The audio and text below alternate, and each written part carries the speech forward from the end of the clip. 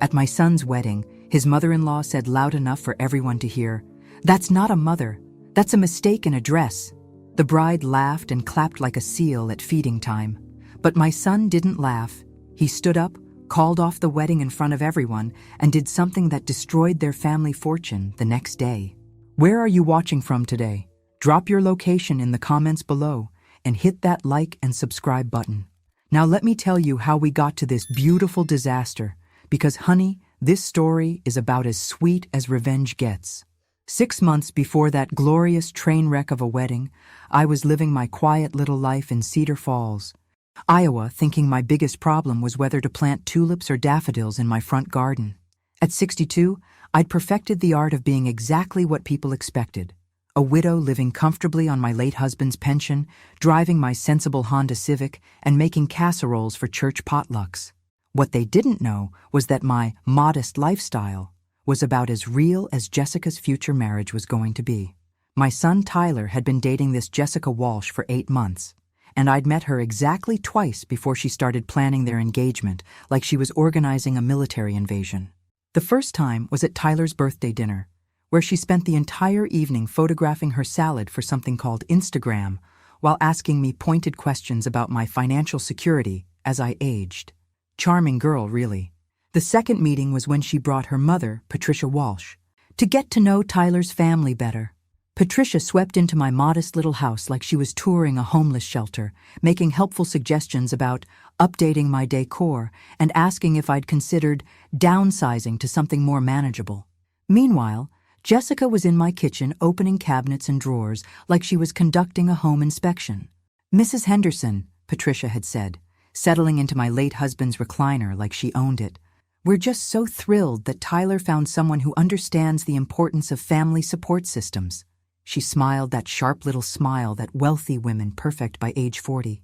"It's wonderful when older family members can contribute what they can, even if it's just emotional support." I nearly choked on my tea. Here I was, being patted on the head like a good little grandmother who might be useful for babysitting someday. If she only knew that I'd been watching my stock portfolio grow for the past 15 years, while she was probably spending her husband's money on whatever rich wives buy to fill their empty days. Tyler, bless his heart, was completely oblivious to the undercurrents. He was so in love, he couldn't see that Jessica looked at our family like we were a charity case she'd graciously adopted. And honestly, I was almost impressed by her performance. The girl had studied us like we were a science project, determined to figure out exactly how much we were worth and how she could best manage us. But here's what Jessica and her delightful mother didn't understand about small-town Iowa widows. We didn't survive the farm crisis, 3 recessions, and various family dramas by being stupid. We just let people think we are, because it's amazing what folks will say when they think you're harmless. The engagement announcement came in November, and with it, Jessica's first real mistake. She called me personally to share the wonderful news, and to let me know they'd already booked the Walsh family estate for a June wedding. Not asking if June worked for our side of the family, mind you, just informing me of the decision they'd made. "Mrs. Henderson," she gushed over the phone, "we're so excited to make Tyler a part of our family. The Walsh estate can accommodate 300 guests easily, and Mother has already spoken to the florist about the arrangements. Of course, we understand that your side of the family might be more modest in their expectations." I made appropriate grandmother noises while mentally calculating exactly how modest Jessica was about to discover my expectations could be. Because, you see, my dear soon-to-be daughter-in-law had made one crucial error in her research about Tyler's family background. She'd never asked about my maiden name. 3 weeks after Jessica's condescending phone call, I was sitting in my accountant's office reviewing my annual financial statements when I realized exactly how I was going to handle my future daughter-in-law's superior attitude. The numbers on the page were quite satisfying. 15 years of careful investing had turned my husband's modest life insurance payout into something considerably more substantial than anyone in Cedar Falls suspected. "Mrs. Henderson," my accountant Robert Chen said, adjusting his glasses as he reviewed my portfolio, "you've done remarkably well with these investments. Your current net worth has reached $3.8 million. I smiled and nodded like this was routine information, but inside I was doing a little victory dance. My late husband Jim had always said I had a good head for numbers, and apparently he'd been right. While everyone assumed I was living on his pension and Social Security, I'd been quietly building a fortune that would have made Jessica's mother soil her designer panties. The plan started forming in my mind like a beautiful, terrible flower blooming in spring.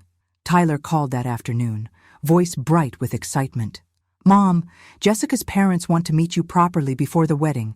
They're planning a little dinner party next weekend. Nothing fancy, just immediate family." "How lovely," I said, already imagining what I'd wear to this nothing fancy dinner party. "Will it be at their home?"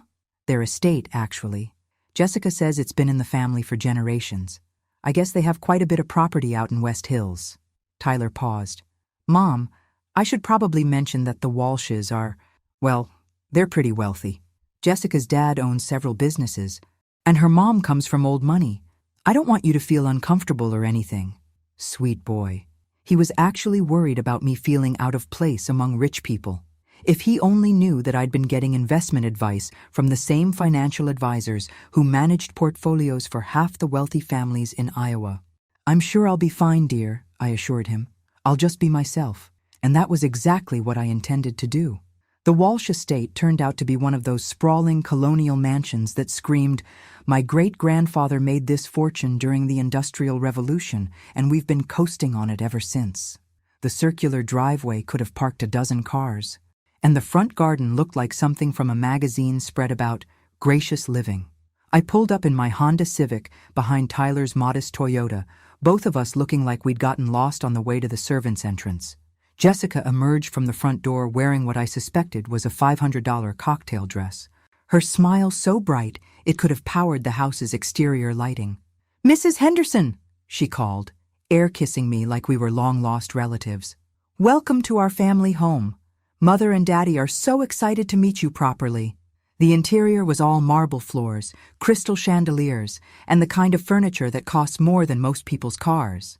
Patricia Walsh glided down the grand staircase, wearing pearls that probably cost more than Tyler's annual salary, her husband Gordon trailing behind like a well-dressed shadow. "Margaret," Patricia said, taking my hands like she was blessing me with her touch. "How wonderful to finally have a proper visit. Jessica has told us so much about Tyler's family." I'll bet she had.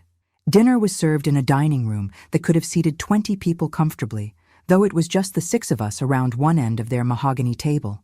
The conversation flowed like expensive wine, with Patricia and Gordon sharing stories about their recent trip to Europe, while Jessica hung on every word like they were recounting the secrets of the universe. "We just adore traveling," Patricia explained, cutting into what I suspected was very expensive steak. "Last year we did the Mediterranean, and this spring we're planning something special for Gordon's 60th birthday. Perhaps a private villa in Tuscany." "How lovely," I said, taking a sip of wine that probably cost more per bottle than most people spend on groceries in a week. "Travel is so broadening." Jessica leaned forward eagerly. "Mrs. Henderson, Tyler mentioned you've never been outside the Midwest. We were thinking that after the wedding, you might enjoy visiting us when we take trips, as family." The condescension was so thick you could have cut it with the silver butter knife sitting beside my plate. Here they were, generously offering to include the poor little small-town grandmother in their glamorous lifestyle, probably expecting me to weep with gratitude at their charity.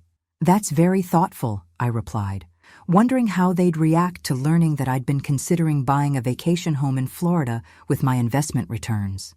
But the real show began when Gordon started talking about his business empire: 3 car dealerships, 2 restaurants, and what he called various other investments that were apparently doing quite well.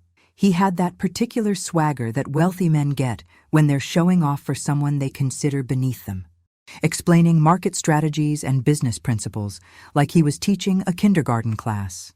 "The key to success," he informed me, gesturing with his wine glass, "is understanding that money makes money. Most people never figure that out. They work for wages their whole lives instead of making their capital work for them." I nodded thoughtfully, as if this was the first time I'd ever heard such wisdom, while mentally calculating that my portfolio had probably outperformed his various investments by at least 15% over the past 3 years. That's when Patricia delivered the line that sealed their fate. "Margaret, dear," she said, her voice dripping with fake sweetness. "I hope you don't feel intimidated by all this wealth. We want you to know that we don't expect Tyler's side of the family to contribute equally to the wedding expenses. We understand your limitations." The silence that followed was so complete you could have heard a pin drop on their precious marble floors. The moment Patricia Walsh finished explaining my limitations to me, I felt something shift inside my chest. It was like a door slamming shut on the last 15 years of playing the humble widow, and another door opening onto something much more interesting. "How considerate of you," I said, setting down my wine glass with what I hoped was appropriate gratitude. I wouldn't want to overextend myself financially. Tyler looked mortified, and I almost felt sorry for him. The poor boy had no idea he was about to become collateral damage in what was shaping up to be the most educational experience the Walsh family had ever encountered. Jessica jumped in quickly, probably sensing the temperature drop in the room. "What Mother means is that we want everyone to be comfortable. We've already handled the major expenses, and we understand that different families have different circumstances." Different circumstances. Right. Gordon nodded sagely, like he was solving world peace. "The important thing is that we're all family now. Money shouldn't come between family members." Easy for him to say, considering he'd just spent 10 minutes bragging about his net worth while explaining basic investment principles to the simple widow, like I'd never heard of compound interest. I smiled and made appropriate murmurs of agreement while planning exactly how I was going to educate this charming family about assumptions and circumstances. Because you see, the Walsh family had just made the kind of mistake that rich people make when they've been rich for so long they forget that other people might have working brain cells. They'd assumed that modest meant poor and quiet meant stupid. After dinner, Patricia insisted on giving me the full tour of their family home, which was really just an opportunity to show off their art collection, their library full of leather-bound books that had probably never been opened, and their master bedroom suite that was larger than my entire downstairs. "The house has been in Gordon's family for 4 generations, she explained, running her fingers along the marble mantelpiece in their living room. "We've updated it considerably, of course, but we've maintained its historical character." "It's beautiful," I said honestly, because it really was. "You must feel very fortunate to have such a legacy." "Oh, we do," Jessica chimed in. "It's part of why Gordon and I are so committed to family traditions. We want Tyler to understand what it means to be part of something substantial, something that lasts." The message was clear. Tyler was marrying up, way up, and his little corn-fed family should be appropriately grateful for the elevation in social status.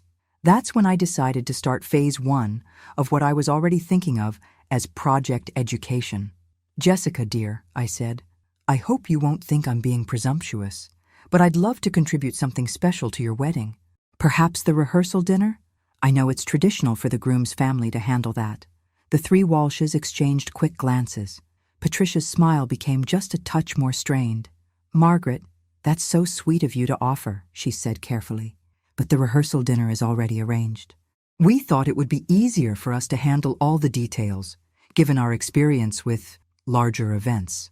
"Of course," I nodded. "Then perhaps I could handle the flowers, or the photography." Another exchange of glances. Gordon cleared his throat. "The thing is, Margaret, we've already contracted with the vendors we prefer to use. They're quite exclusive and probably more expensive than what you're used to working with in Cedar Falls." Ah, there it was again. The gentle but firm message that my small-town budget and small-town vendors weren't up to Walsh family standards. "I understand completely," I said. And I did. I understood that they wanted complete control over Tyler's wedding, so they could showcase their wealth and social position while keeping his family in the background like embarrassing relatives you had to invite, but hoped wouldn't embarrass you too much. What they didn't understand was that they'd just handed me the perfect opportunity to demonstrate exactly what Margaret Henderson was capable of when properly motivated. "Well then," I continued sweetly, "perhaps I could give Tyler and Jessica a wedding gift instead. Something that might help them start their new life together." Jessica's eyes lit up like a slot machine hitting jackpot. I could practically see her calculating how much the poor widow might be able to scrape together for a wedding gift. "That would be lovely, Mrs. Henderson," she said. "Honestly, Just having your blessing means the world to us. Your blessing. Like I was the village elder bestowing wisdom on the young couple instead of Tyler's mother who'd raised him alone for the past 12 years and deserved a little more respect than being patted on the head and told to stay in my lane. I smiled my most grandmotherly smile and made mental notes about guest lists and seating arrangements and exactly which reporters from the Cedar Falls Gazette might be interested in covering what was going to be the social event of the year. Because Jessica Walsh was about to learn that there's a big difference between being humble and being harmless. And Gordon Walsh was about to discover that some people understand making money work for them better than he'd ever imagined. But first, I had some research to do and some phone calls to make, starting with my investment advisor, who was going to be very surprised by my request to liquidate certain assets for what I was going to tell him was a family wedding gift. Phase 1 of Project Education was about to begin. The morning after my enlightening dinner with the Walsh family, I sat in my kitchen with my laptop and a fresh cup of coffee, beginning what I like to think of as my due diligence research. If Gordon and Patricia Walsh wanted to play the wealthy family superiority game, I figured I should understand exactly what kind of wealth I was dealing with. What I found was interesting. The Walsh family business empire, while impressive sounding, was built on some surprisingly shaky foundations. Gordon's 3 car dealerships were heavily leveraged, with 2 of them showing declining sales over the past 18 months. His restaurants had mixed reviews and what appeared to be significant debt. The various other investments he'd bragged about seemed to consist mainly of some rental properties and a small stake in a local shopping center that was losing tenants to the new mall outside town. The house, while beautiful, was mortgaged to roughly 70% of its current value. Patricia's old money appeared to be more like old debts. Her family's fortune had been significantly reduced by her father's gambling problems and her brother's series of failed business ventures. The Walsh family was wealthy, certainly wealthier than most people in our area, but they were what my financial advisor would call house rich and cash poor. They had assets, but they also had substantial monthly obligations and what appeared to be a lifestyle that required constant cash flow to maintain. This information made me smile in a way that probably wasn't very Christian, but I'd stopped worrying about being perfectly Christian around the time Patricia Walsh explained my limitations to me. I called Tyler that afternoon to check in about wedding plans and to fish for a little more information about his future in-laws. "Mom, I have to ask," Tyler said after we'd covered the basics about guest lists and menu choices. "You seemed a little quiet at dinner last night. Is everything okay? I know the Walshes can be overwhelming. Overwhelming. That was one way to put it. They seem like lovely people," I said carefully. "Very successful. Jessica's lucky to have grown up with such advantages." "Yeah, it's pretty intimidating sometimes," Tyler admitted. "Gordon's always talking about business deals and investment strategies. I feel like I need to take a finance class just to keep up with the conversation." "Has Jessica talked about your plans after the wedding? Where you'll live? Career goals, that sort of thing?" Actually, Gordon offered me a position at one of his dealerships, sales manager, with the possibility of working my way up to part ownership eventually. "It's a huge opportunity, Mom. Way better than anything I could get with my current experience." I felt a chill run down my spine. Of course, Gordon had offered Tyler a job. Nothing like having your son-in-law financially dependent on you to ensure family loyalty. "That sounds generous," I said. "It is. Jessica says her dad really likes me, that he sees potential in me. The only thing is, the salary is mostly commission-based to start. And they want us to move closer to town so I can be available for weekend sales events and evening customer appointments." "Closer to town?" "Yeah, they found this apartment complex about 20 minutes from the dealership. Jessica says it's really nice, and since I'd be making more money eventually, we can afford the higher rent. Eventually. Always eventually. With people like the Walshes." Meanwhile, Tyler would be working for commission, living paycheck to paycheck, and completely dependent on Gordon's continued goodwill for his financial survival. "Have you signed anything yet?" I asked. "Not yet. Gordon wants to wait until after the wedding to make it official. He says it's bad luck to mix business with family celebrations." Or maybe Gordon wanted to make sure the wedding happened before he locked Tyler into an employment contract that would give him complete control over my son's future. That evening, I called my investment advisor with a very specific request. "Robert," I said, "I want to liquidate $500,000 from my portfolio. I know that's a significant chunk, but I have something important I want to do with it." There was a long pause. "Margaret, that's quite a substantial withdrawal. What did you have in mind? We've talked about being careful with large expenditures that might impact your long-term security." "Don't worry," I assured him. "This is an investment in my son's future. I want to give Tyler and his fiancée a wedding gift that will really set them up for success." What I didn't tell Robert was that the gift was going to set them up for success in ways that Jessica and her family would never see coming. Because while the Walsh family had been busy being condescending and superior, I'd been researching more than just their financial situation. I'd also been looking into Gordon's business practices, his competitors, and the local commercial real estate market. And I'd found something very, very interesting. The shopping center that Gordon owned a small stake in? It was about to be sold to a development company that wanted to tear it down and build a new medical complex. The sale would happen in approximately 8 months, and current investors stood to make about 300% return on their investments. But the development company was still looking for additional investors to help fund the purchase. Investors with ready cash and a willingness to move quickly. The kind of investors who might want to buy out smaller stakeholders like Gordon Walsh before the big payday arrived. I spent that entire evening on the phone with lawyers and business managers, putting together what was going to be Tyler's wedding gift and Jessica's education in the difference between appearing wealthy and actually being wealthy. Phase 2 of Project Education was about to get very interesting. 2 weeks before the wedding, I was sitting in my lawyer's office reviewing papers that would have made Gordon Walsh very, very nervous if he'd known they existed. But Gordon was too busy basking in his role as the generous father-in-law, giving Tyler his big break in the car business, to pay attention to what Tyler's humble, small-town mother might be doing with her time. "Everything is in order, Margaret," my attorney Sarah Mitchell said, sliding the documents across her desk. "The investment company is legally established, Tyler is listed as the primary beneficiary, and the initial funding is confirmed. Are you absolutely sure about this strategy?" I looked at the papers that would transfer my son from Gordon Walsh's employment trap into complete financial independence. "And I've never been more sure of anything in my life, Sarah. I've spent 15 years watching my investments grow, while people assumed I was just another widow living on Social Security and casseroles. I think it's time Tyler learned that his mother isn't quite as helpless as everyone believes." The plan was beautifully simple. Instead of Tyler taking Gordon's commission-based job at the dealership, he would become the managing partner of Henderson Investment Properties, a company that would purchase Gordon's stake in the shopping center development project, along with several other strategic investments that I'd been monitoring for months. Tyler would start his married life not as Gordon's financially dependent employee, but as a businessman with enough capital to buy and sell Gordon Walsh's entire empire twice over. The wedding gift would be presented as a modest check that Tyler and Jessica could use for whatever they wanted. Maybe a down payment on a house, maybe some furniture, maybe a nice honeymoon. Nothing that would alarm the Walsh family or make them suspicious.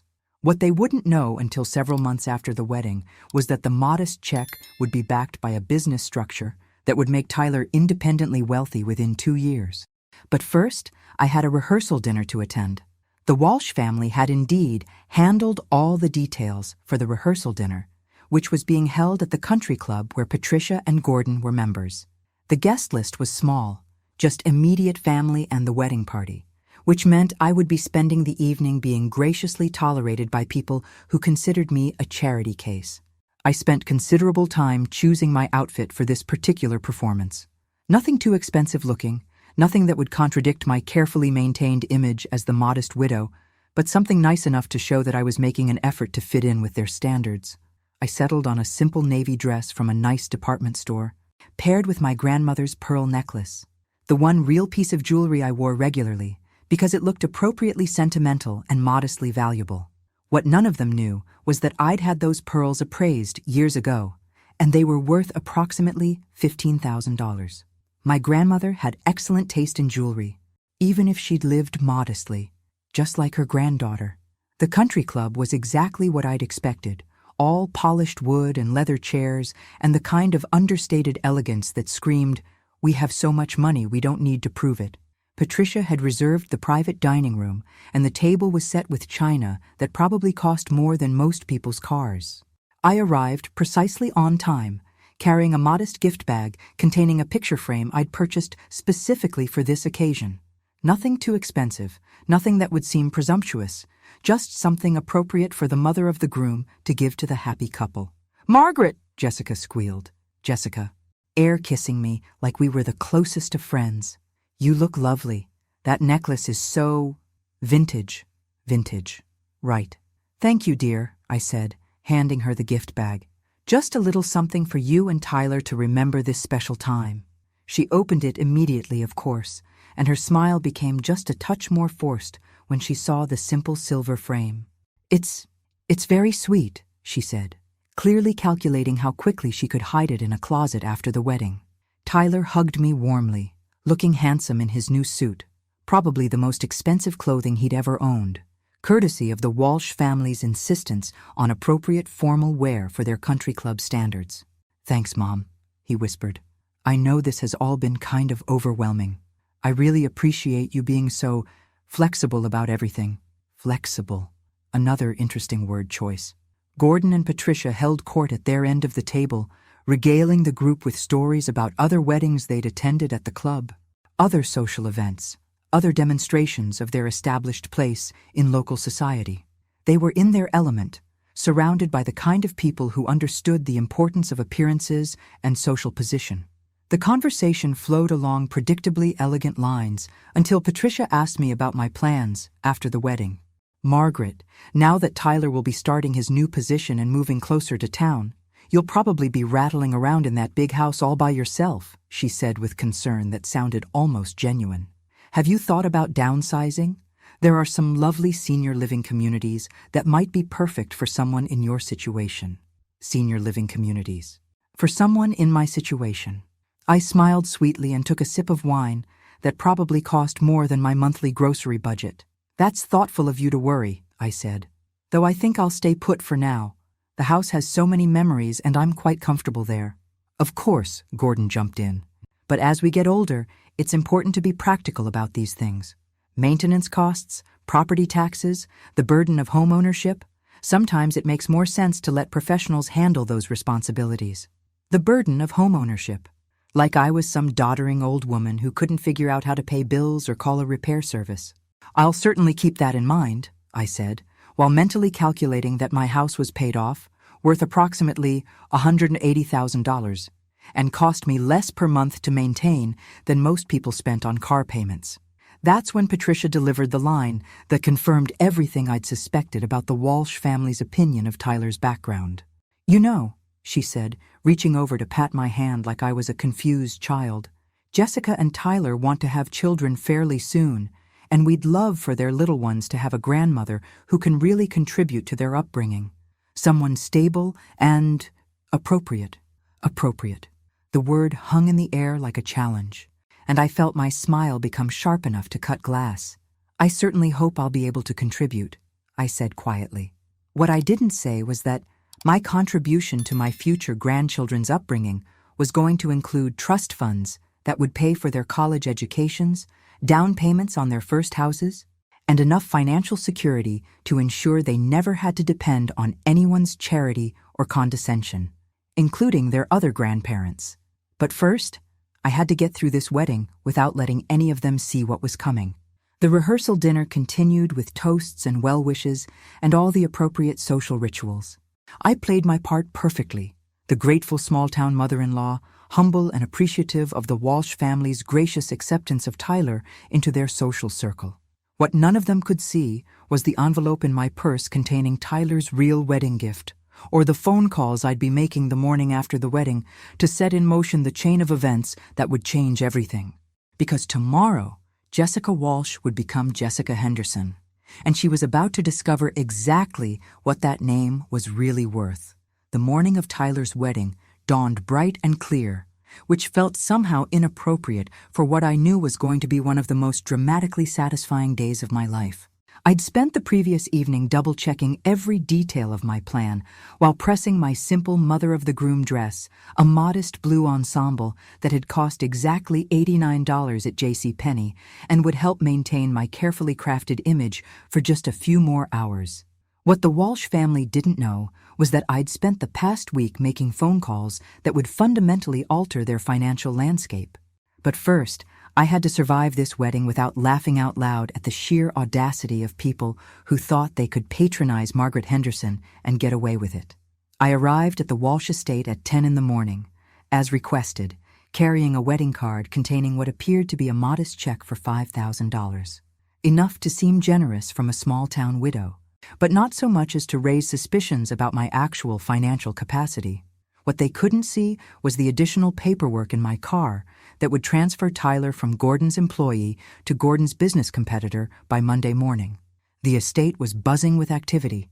Florists were arranging what appeared to be $50,000 worth of roses and lilies throughout the grounds. Caterers were setting up stations that could have fed half of Cedar Falls, and a string quartet was doing sound checks on the terrace where the ceremony would take place. Patricia was in her element, directing traffic like a general commanding troops, while Jessica glided around in a silk robe that probably cost more than my monthly grocery budget, accepting compliments on her upcoming transformation from Walsh daughter to Walsh daughter-in-law. "Margaret," Patricia called, spotting me near the gift table. "How lovely that you're here early." Jessica specifically requested that Tyler's family feel included in all the preparations. Feel included. "Right. How thoughtful," I said, placing my card among the collection of envelopes that probably contained enough money to fund a small country's annual budget. "Is there anything I can help with?" "Oh, how sweet of you to offer," Patricia gushed. "But we have everything well in hand. Professional coordination. You understand. We wouldn't want any mishaps on such an important day. Translation: stay out of the way and let the competent people handle things." I smiled and nodded while mentally reviewing the timeline I'd established with my business managers. Phase 1 had already been completed. Henderson Investment Properties now owned controlling interest in 3 local commercial developments, including the shopping center project that Gordon thought was his retirement nest egg. Phase 2 would be implemented Monday morning when Tyler received the complete documentation of his new business holdings. Phase 3 would unfold over the following weeks as Gordon discovered that his various investments had been systematically purchased by a competitor who was offering his tenants better deals and more flexible lease terms. But first, I had a wedding to attend and a performance to complete. Tyler found me an hour before the ceremony, looking nervous and handsome in his formal wear. The Walsh family had spared no expense on his wedding attire. Custom tuxedo, Italian shoes, gold cufflinks that had probably cost more than he made in a month at his current job. "Mom," he said, giving me a hug that felt just a little desperate, "I'm glad you're here. This whole thing is pretty overwhelming." "You look wonderful, sweetheart," I assured him, straightening his bow tie. "Jessica's a lucky woman." "I hope so," he said quietly. "Sometimes I feel like I'm not good enough for all this, like I don't belong in their world." My heart broke a little bit for my son, who'd been systematically convinced by the Walsh family that he should be grateful for their acceptance rather than confident in his own worth.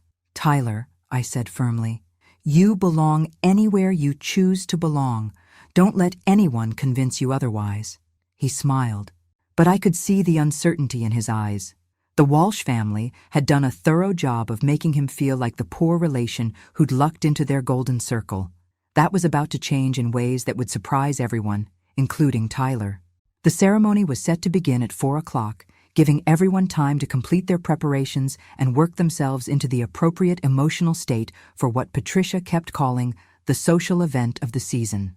I spent the afternoon observing the Walsh family dynamics with the clinical interest of someone who'd studied her opponents and found them predictably shallow. Gordon held court with other wealthy guests, discussing business deals and golf games, while Patricia showed off her daughter's elaborate wedding dress to anyone who would listen.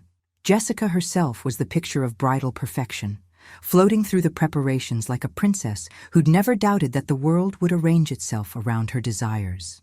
None of them paid much attention to Tyler's simple small-town mother, sitting quietly in her corner, wearing her modest department store dress, and watching everything with the kind of patient attention that comes from knowing exactly how a story is going to end. At 3:45, I took my designated seat in the front row, family section, naturally, but carefully positioned so that I wouldn't interfere with the photographer's shots of the important relatives. The string quartet began the processional music, and I watched my son take his place at the altar, looking like a man who was about to commit his life to a family that saw him as a charity project rather than an equal partner. That's when Patricia Walsh made the mistake that would cost her family everything they thought they owned. She was standing near the gift table, chatting with her sister about wedding expenses, when she spotted me in my front row seat. I watched her expression change as she took in my modest dress, my simple hairstyle, my complete lack of obvious wealth or social status. And then she said the words that sealed her family's fate, speaking just loud enough for several nearby guests to hear clearly. "Look at that poor thing," Patricia murmured to her sister, nodding in my direction. Sitting there in her little discount dress, trying so hard to look appropriate. "That's not a mother. That's a mistake in a dress." The words hit me like a physical slap, but what followed was even more revealing. Jessica, overhearing her mother's comment as she approached for her final pre-ceremony photos, actually laughed and clapped her hands together like Patricia had made the most amusing observation. "Mother, you're terrible," Jessica giggled, "but honestly, she does look like she got lost on the way to a church potluck." That's when Tyler, who had been adjusting his boutonniere nearby, went completely still. I watched my son's face change as he processed what his bride and future mother-in-law had just said about his mother. The uncertainty disappeared, replaced by something much harder and more determined than I'd ever seen in his expression. And that's when I knew that maybe, just maybe, I'd raised him right after all. What happened next unfolded like a beautiful, terrible flower blooming in fast motion. Tyler walked away from the altar, his face set in an expression I'd never seen before, and headed straight for the microphone that had been set up for the ceremony readings. The string quartet faltered to a stop as Tyler tapped the microphone, the sound echoing across the elaborately decorated terrace where 200 guests had gathered to witness his wedding. "Ladies and gentlemen," Tyler said, his voice carrying clearly across the stunned silence, "I need to make an announcement." Jessica, still holding her bouquet and wearing her $15,000 dress, looked confused rather than alarmed, like this was some kind of romantic surprise she hadn't been informed about. "Tyler, darling," she called out, her voice bright with artificial cheer. "What are you doing? The ceremony is supposed to start." He looked at her for a long moment, and I saw something die in his expression. "Jessica," he said into the microphone, "5 minutes ago, I heard you and your mother discussing my mother's appearance. You called her a mistake in a dress and laughed about how she looked like she got lost on the way to a church potluck. The silence that followed was so complete you could have heard a pin drop on the marble terrace. Jessica's face went white, then red, then white again as she realized that half of Cedar Falls' social elite had just heard her exposed as the petty, cruel person she actually was. "Tyler, that wasn't, we were just," she stammered, but he held up his hand to stop her. "My mother," Tyler continued, his voice getting stronger, "raised me alone after my father died. She worked 2 jobs to put me through college, never complained, never asked for anything in return, and has been nothing but gracious and supportive about this wedding, despite being treated like an unwelcome charity case by your family." Patricia tried to interrupt, rushing toward the microphone, but Tyler stepped away from her reach and kept talking. "I just realized that I can't marry someone who would mock my mother, and I can't join a family that thinks cruelty is entertaining," he said. "So I'm calling off this wedding, right here, right now." The gasp that went up from the assembled guests sounded like a collective intake of breath before a scream.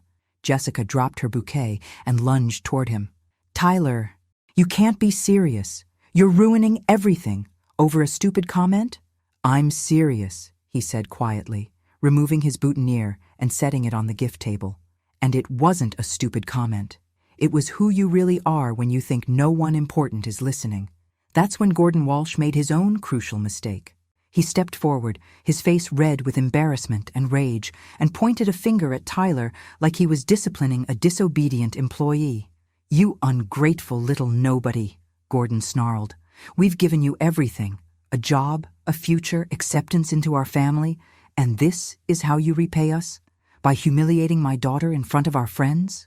Tyler looked at him with something that might have been pity. "Mr. Walsh," he said, "you've given me a commission-based job that would have made me financially dependent on your goodwill for the rest of my life. That's not generosity. That's control." I felt pride swell in my chest as I watched my son stand up to people who'd spent months making him feel small and grateful for their attention. But Gordon wasn't finished. "Control?" He laughed harshly. "Son, you have no idea what control looks like. You just threw away the best opportunity you'll ever get. You think you can do better than my family? You think your small-town background and your modest little mother are going to open doors for you?" He gestured dismissively in my direction. And that's when I decided it was time to stop being invisible. I stood up slowly, smoothing down my discount dress, and walked toward the microphone with the kind of calm dignity that comes from knowing you hold all the cards in a game other people don't even realize they're playing. "Tyler, sweetheart," I said gently, "would you mind if I said a few words?" He handed me the microphone with a smile that told me he was ready to hear whatever his mother had to say. I looked out at the assembled guests, Cedar Falls' wealthiest families, business leaders, social climbers, and various hangers-on who'd come to witness what they thought would be the social event of the season. "First," I said, "I want to thank the Walsh family for hosting such a educational afternoon. It's been very illuminating to see how certain people behave when they think they have all the power in a situation." Patricia's face was now an alarming shade of purple, while Jessica looked like she was going to faint. "Gordon," I continued, looking directly at him, "you're right that control is important in business relationships. That's why I spent this week purchasing your stake in the Riverside Shopping Center development project." The color drained from Gordon's face like someone had pulled a plug. "What are you talking about?" he whispered. "I'm talking about Henderson Investment Properties," I said pleasantly, "which now owns controlling interest in several local commercial developments, including the one you've been counting on for your retirement funding." I turned to address the crowd, most of whom were staring at me like I'd just announced I was an alien. You see, Patricia was right about one thing. I do have limitations. My limitation is that I don't tolerate people who mistake kindness for weakness or modesty for stupidity. The silence stretched until you could have heard a butterfly land on the roses. "Tyler," I said, handing him back the microphone, "your wedding gift is in my car. I think you'll find it provides better opportunities than anything the Walsh family was offering." And with that, I walked back to my seat and waited for the real show to begin. The aftermath of Tyler's wedding cancellation unfolded like a masterpiece of social destruction, and I had the best seat in the house for every beautiful, chaotic moment. The Walsh family's carefully orchestrated social event had become a public humiliation that would be talked about in Cedar Falls for years to come. Gordon was now following me toward my car, his face flushed with a combination of rage and what I was beginning to recognize as genuine panic. The man who'd spent dinner explaining basic investment principles to the simple widow was apparently beginning to understand that I might know more about business than he'd assumed. "What exactly do you think you're doing?" Gordon hissed, catching up to me near the parking area. "You can't just make wild claims about business acquisitions. There are legal consequences for defamation." I unlocked my Honda Civic, the same modest car that had helped maintain my carefully crafted image for the past several months, and retrieved a leather portfolio from the back seat. "Gordon," I said calmly, "I never make claims I can't support with documentation." I opened the portfolio and handed him a stack of papers that I'd been looking forward to sharing for weeks. His hands actually trembled as he read the investment contracts, property transfer agreements, and business incorporation documents that legally established Henderson Investment Properties as a major player in the local commercial real estate market. "This is impossible," he whispered. "These properties, the Riverside project, the medical center development, do you have any idea how much capital this represents?" "Approximately $2.1 million in initial investments," I said helpfully, "with projected returns of roughly $6.8 million over the next 18 months. Though I suppose that depends on how current property owners negotiate their exit strategies." The implications hit him like a freight train. Not only had I purchased his stake in several developments, I'd positioned myself to control whether his remaining investments would be profitable or worthless. Tyler had approached during this conversation, still wearing his wedding tuxedo, but looking more confident than I'd seen him in months. "Mom," he said quietly, "what exactly is Henderson Investment Properties?" "It's your wedding gift, sweetheart," I said, handing him a separate folder from my portfolio. "Congratulations, you're now the managing partner of a business that owns more commercial real estate than Gordon's entire empire." Tyler's mouth fell open as he scanned the documents that legally transferred him from Gordon Walsh's potential employee to his business competitor. "I don't understand," Tyler said. "Where did this come from? How did you—" "Honey," I said gently, "your father's life insurance policy was $200,000. I've been investing it for 15 years while everyone assumed I was living on Social Security and church casseroles. Compound interest is a wonderful thing when you're patient and strategic about it." Gordon made a strangled sound that might have been an attempt at speech. "You mean," Tyler said slowly, "you've been pretending to be poor this whole time?" "Not pretending to be poor," I corrected. "Living modestly while building wealth quietly. There's a difference between having money and showing off money, though some people never learn that distinction."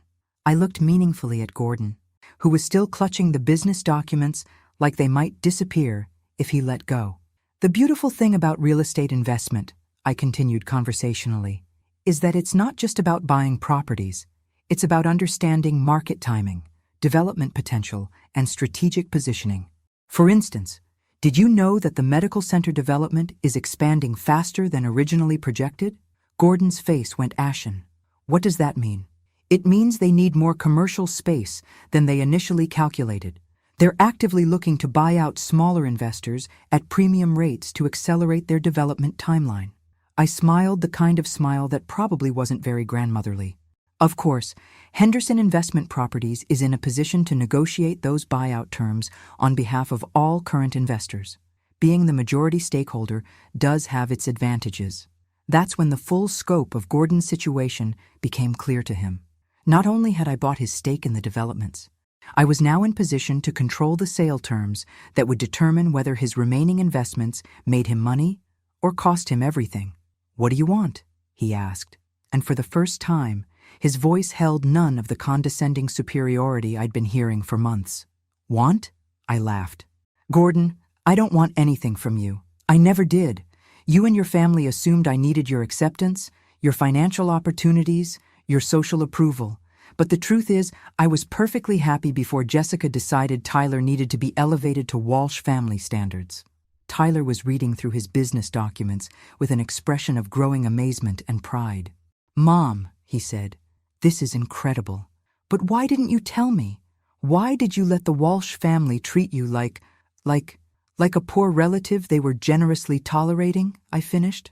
"Because, sweetheart, sometimes the best way to deal with people who judge others by their bank accounts is to let them reveal exactly who they are when they think they have all the power." That's when Patricia Walsh appeared at Gordon's shoulder, having finally worked up the courage to follow her husband's confrontation with the woman she'd called a mistake in a dress. "Margaret," she said, her voice strained with the effort of maintaining politeness, "surely we can discuss this situation like reasonable adults. There's been a misunderstanding." "Has there?" I asked. "What exactly was I misunderstanding when you explained my limitations to me? Or when you suggested I might need senior living assistance? Or when you told me I wasn't appropriate to be a grandmother to Tyler and Jessica's future children?" Patricia opened her mouth, then closed it again without speaking. "The only misunderstanding," I continued, "was your assumption that modest meant powerless and quiet meant stupid." I gathered my papers and closed the portfolio with a satisfying snap. "Tyler," I said, "your business managers will contact you Monday morning to walk you through your new responsibilities as managing partner. I think you'll find the position offers better advancement opportunities than anything the Walsh family had planned for you." As Tyler and I walked back toward my Honda Civic, I could hear Gordon and Patricia having what appeared to be an urgent, whispered argument about damage control and financial implications. But the real consequences of their assumptions were just beginning to unfold. Monday morning arrived with the kind of crisp autumn clarity that made everything seem possible, and I was sitting in my kitchen with a cup of coffee and the Cedar Falls Gazette when my phone started ringing. The first call came at 7:43 a.m., and by 8:15, I'd fielded 6 different conversations with reporters, business associates, and what appeared to be half the local social circle wanting to know if the rumors about the Henderson investment empire were actually true. The 7th call was from Tyler, and his voice contained a mixture of excitement and bewilderment that made me smile. "Mom, I just left the meeting with the business managers," he said. "This is insane. Do you realize what you've built?" "I have some idea," I said modestly, though I was feeling quite proud of 15 years' worth of careful financial planning. Henderson Investment Properties doesn't just own the properties you told Gordon about. There are office buildings, retail spaces, development projects. "Mom, this company is worth almost $4 million. $4.2 million as of last Friday's valuation," I corrected, though that should increase substantially once the medical center expansion is completed. "I can't believe you've been sitting in this house, making casseroles for church potlucks while secretly running a real estate empire." "I wasn't running an empire, sweetheart. I was building your future. There's a difference." The 8th call came while Tyler and I were still talking, and I recognized Gordon Walsh's number on my caller ID. "Tyler, I need to take this call," I said. "Why don't you come over for lunch and we can discuss your new business responsibilities?" I answered Gordon's call with what I hoped was appropriate politeness. "Good morning, Gordon. How can I help you?" "Margaret." His voice was strained, like he'd been awake all night. "We need to talk. Can you meet me at my office this morning?" "I'm sorry, but I have a very full day planned," I said truthfully. Between reporters calling for interviews and Tyler's business orientation, my schedule was completely booked. "This is about the Riverside development," Gordon said urgently. "There are things you don't understand about the legal implications of your acquisitions, such as the environmental impact studies that haven't been completed yet, such as the zoning restrictions that could delay the project by years, such as the financial liabilities you've just inherited by buying into these properties." I sipped my coffee and waited for him to continue. "Margaret, I'm trying to help you here. These investments aren't as secure as you think they are. There are risks involved that could cost you everything." "How thoughtful of you to be concerned about my financial security," I said. "Just like you were concerned about my ability to handle home ownership when you suggested I move to senior living. That's not what this is about, isn't it? Gordon, you spent months treating me like a confused old woman who needed your family's guidance and protection. Now that you've discovered I understand business better than you assumed, suddenly you're worried about my financial well-being?" The silence stretched long enough for me to take another sip of coffee. "What do you want, Margaret?" Gordon finally asked, his voice defeated. "I want you to stop treating people like they're disposable based on your assumptions about their bank accounts," I said. "I want your wife to think twice before she calls someone a mistake in a dress at their son's wedding. And I want Jessica to understand that cruelty has consequences. And if the family apologizes, if we try to make things right with Tyler—" "Gordon," I said gently, "Tyler called off his wedding yesterday because he finally saw who your family really is when you think no one important is watching. An apology isn't going to change that reality. So what happens now?" I looked out my kitchen window at the modest house and tidy garden that had camouflaged one of the most successful investment strategies in Cedar Falls history. "Now you learn to compete with Henderson Investment Properties in the local commercial real estate market," I said. "I hear competition is good for business. Margaret, please, we can work something out. Some kind of partnership arrangement. Our families don't have to be enemies." "We're not enemies, Gordon.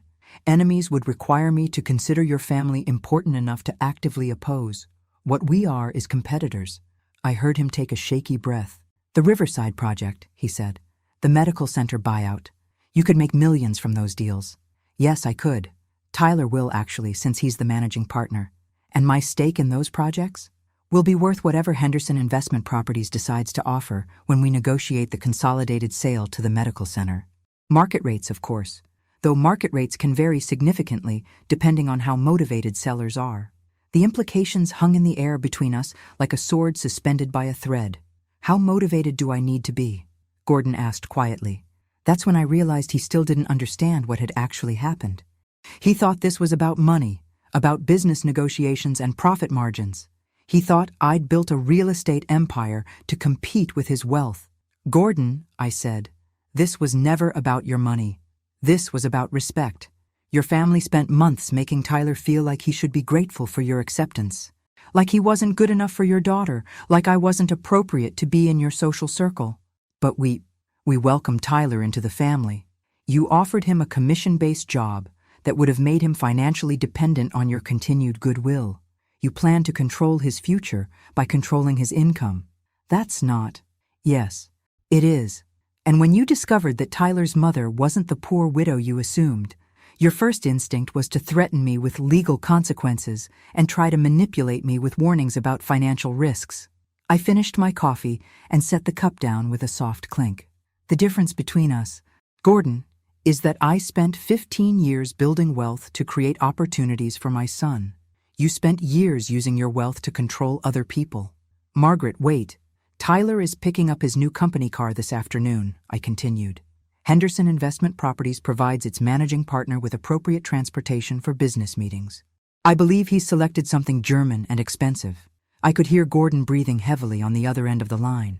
Oh, and Gordon. Patricia might want to start looking for a new venue for her charity luncheon next month.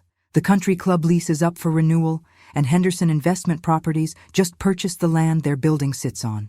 I hung up before he could respond, feeling more satisfied than I'd felt in months. Phase 3 of Project Education was proceeding exactly as planned. 3 months later, I was sitting in the executive conference room of Henderson Investment Properties, watching Tyler conduct a business meeting with the kind of confidence that comes from knowing you own the building you're sitting in. The offices were modest but professional. I'd insisted on tasteful, rather than ostentatious, because the Walsh family had taught me the difference between having power and needing to display it. The medical center expansion is ahead of schedule, Tyler was explaining to our development partners. We should be ready for the final property consolidation by early spring, which puts us roughly 6 months ahead of our initial timeline. Our lead contractor nodded approvingly. The Henderson Group's approach to project management has been impressive. Having all the properties under unified ownership eliminated most of the coordination problems we usually face with multiple stakeholders. I smiled from my seat at the back of the conference room. The Henderson Group, Tyler's idea for branding our various business holdings, had grown beyond even my initial projections. What had started as my revenge against the Walsh family's condescension had evolved into a legitimate business empire that was transforming commercial development in our area. Mrs. Henderson, the contractor continued, your initial vision for coordinated development has saved us approximately 18 months of negotiation and permitting delays. The efficiency gains alone have increased the project's profitability by roughly 30%. Thank you, I said, though Tyler deserves the credit for implementation. I'm just the founding investor, which was true, though it didn't capture the full satisfaction of watching my son grow into a businessman who could buy and sell Gordon Walsh's empire twice over. After the meeting ended and our partners left, Tyler and I sat in his office reviewing the quarterly financial reports that showed Henderson Investment Properties was now worth approximately $7.8 million and growing. Mom, Tyler said, I still can't believe you planned all this while letting everyone think you were just the modest widow making casseroles. The casseroles were real, I pointed out. I do actually enjoy cooking for church events. But the rest of it? The 15 years of investment planning? The business strategy? The timing of the Walsh family takedown? You orchestrated all of it? Not all of it. Jessica's cruelty was entirely her own contribution to the situation. Tyler leaned back in his executive chair, a much nicer piece of furniture than anything Gordon Walsh had in his downsized office space across town. Speaking of Jessica, he said, I heard she and her mother moved to Patricia's sister's house in Des Moines. Apparently, the Walsh family finances were more precarious than anyone realized. I made sympathetic noises, though I wasn't particularly surprised. When Henderson Investment Properties had bought out Gordon's stakes in various developments, we'd paid fair market value, but fair market value for a motivated seller facing potential bankruptcy was considerably lower than what Gordon had probably hoped to receive. And Gordon? Still running the car dealerships, but I heard he had to sell the estate. They're renting something much smaller now. Tyler paused. Do you ever feel bad about how things worked out for them? I considered the question seriously. Did I feel bad that the Walsh family had lost their social status, their financial security, and their sense of superiority over other people? I feel bad that they chose to treat people with cruelty and condescension, I said. The financial consequences were their own choices. I simply gave them the opportunity to compete in a market where their assumptions about other people's capabilities turned out to be wrong. Mom, can I ask you something? Of course. Why didn't you ever remarry?